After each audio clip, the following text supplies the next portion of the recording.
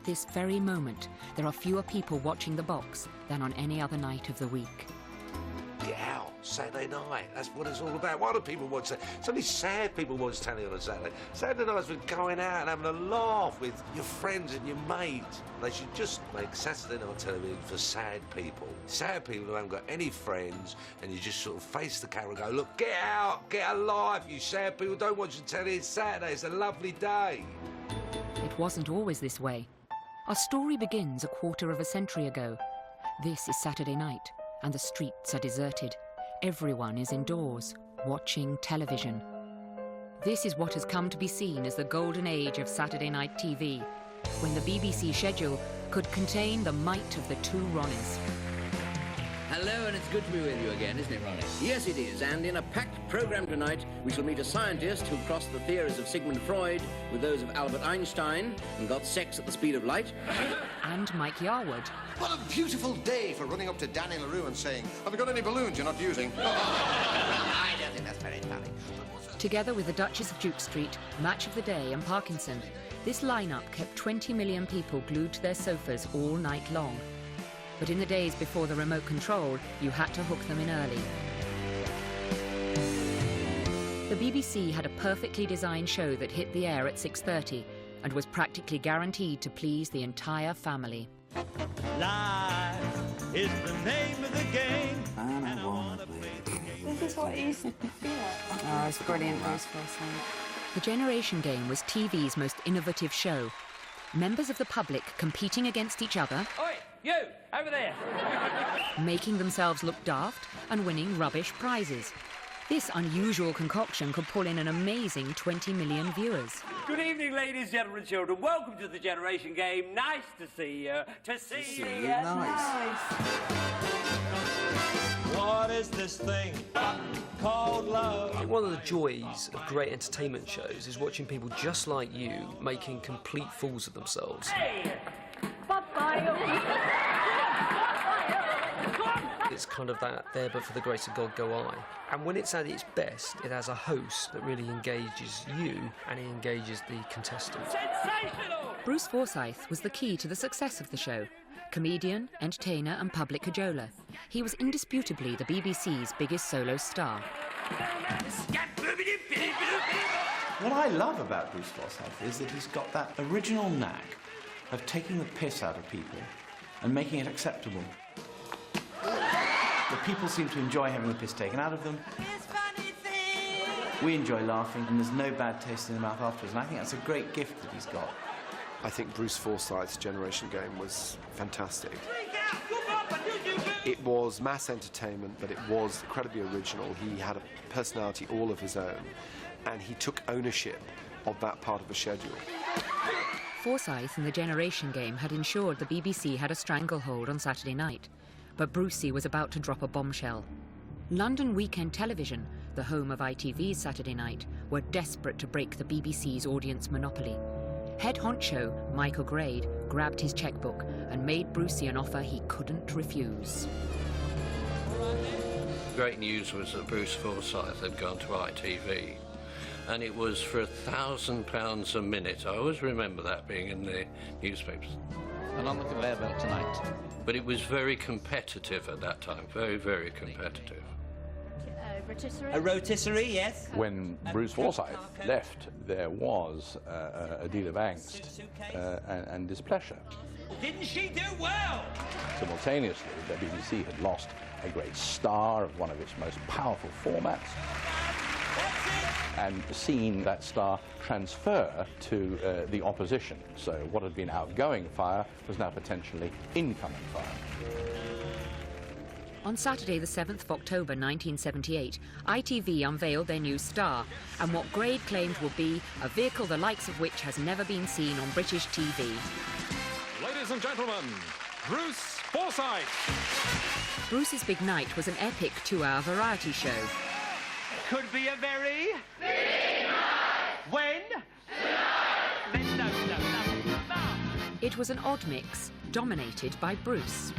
I don't know where you are. There was Bruce the Song and Dance Man. There was Bruce with special guests. There was Bruce telling jokes with members of the public. Never again. It's nice for me and the wife now. What? It's Nice. It's Nice. It's Nice. As well as game shows. 7 things to do with the weather for you, Claire. It's why do you ski on it? And a sitcom. And then there was some more Bruce. ITV's big money transfer seemed to be paying off. 14 million people switched over from the BBC to watch the first show. But the BBC weren't about to give up on the biggest night of the week. A TV war had begun. A new face was drafted into the Generation Game hot seat and scheduled directly against Bruce's big night. When you change hosts of a major show like that, you can't go in the same box. If you go straight in a Bruce Forsyth lookalike, they're going to be compared. So you had to go where no comparison could take place. Oh, the star, Larry Grayson. I mean, he was much better than Bruce Forsyth. Well, I'm cock-a-hoop. There was a why is a gay person hosting a primetime family show? There was a bit of that. If you think I'm going to say pansies, you've got another thing coming.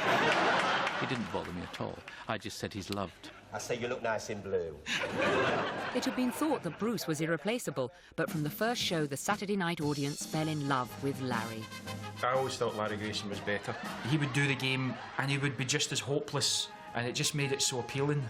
The public loved this vulnerability, and they loved the fact that when he had to do the Potter's Wheel, There's something coming up in the middle. he was even worse, or in the marching game. You now put him into games, you'd never put Bruce in a marching game, because Bruce could not be allowed to fail. Larry was intended to fail, so the vulnerability of Larry Grayson was where the success came. All right, I can't go on. It's all true. Against all the odds, 6 weeks into both shows, Larry's Generation Game was getting nearly twice as many viewers as Bruce. Bruce was having a bad night. Forsyth, I think, wanted to say, look, I'm not just a game show host, I can dance, I can sing. Get me Sammy Davis Jr. on the phone. Just in time. It was going to be the definitive show. And it started off quite well and then just died on the vine, but it was their first big attempt to dominate the night. Bruce Forsyth was hugely talented in so many areas. His personality is such, of course, that he wants to prove that he can play the piano, dance, play the trumpet, imitate people, all of which he can do. I'd just like to say sincerely. Which is quite forgivable. If I had all those talents, I would suffer from it too. Sincerely. So when he got the chance to go to ITV, he did it. And of course it was a mistake because the big night wasn't a format. The big night was just a big night. It was just a long show. It was a multi-segmented show, and I think that the segments in Bruce's Big Night were maybe 10 minutes long, which I think was its downfall. Shoot. Oh, you missed the goal altogether. And, you know, you just got bored, and you said, oh, I'm fed up with this, and you went off somewhere else, even though the next item might have been to your liking, but I think the audience didn't give it a chance. Well, now it's the United Kingdom Disco Competition. I remember really looking forward to Bruce's Big Night because he was the king, and he's brilliant and he's fantastic, but it was a disappointment. I remember it being a disappointment. The Big Night had only been running for 10 shows, but the press were really turning the screw. In response, Bruce made the extraordinary decision to spend nearly 10 minutes defending the show on air. With all that pre-press, it made people think that when the show started, that glitter was going to come out the set. And, you know, it was going to be so sensational. And it's like everything else. If people tell you, oh, you must go and see that, when you go and see it yourself, you're a bit disappointed. The end was nigh. 5 million viewers were lost to the BBC. You get criticised if you try something new. You get criticised if you do the same old thing. Michael Grade's vehicle had been transformed from roller to hearse in less than 3 months, and Bruce's Big Night was axed. Now there was a new king of Saturday night. The public's acceptance of Larry meant that Bruce was barely missed. Indeed, the Larry and Isla package worked so well that at their peak they were getting 24 million viewers, half the nation. It is impossible to conceive, it is impossible to imagine that amount of people watching me, so you don't. And I'd think, well, really I should be down the mines digging coal, then he would deserve more praise. And then I would meet some older folk or something in the street and they'd say, oh, we enjoy it so much and you give us so much enjoyment. And I'd think, gosh, and then I'd feel, oh, I'd find it quite hard to understand why just by being nice to people, it gave such a lot of pleasure. And in fact, I still, that's just the, why does it? But it does. The Generation Game will continue to be a thorn in ITV's side for years to come. But 6 months after poaching Bruce, ITV came big game hunting again. This time they bagged television's greatest ever double act.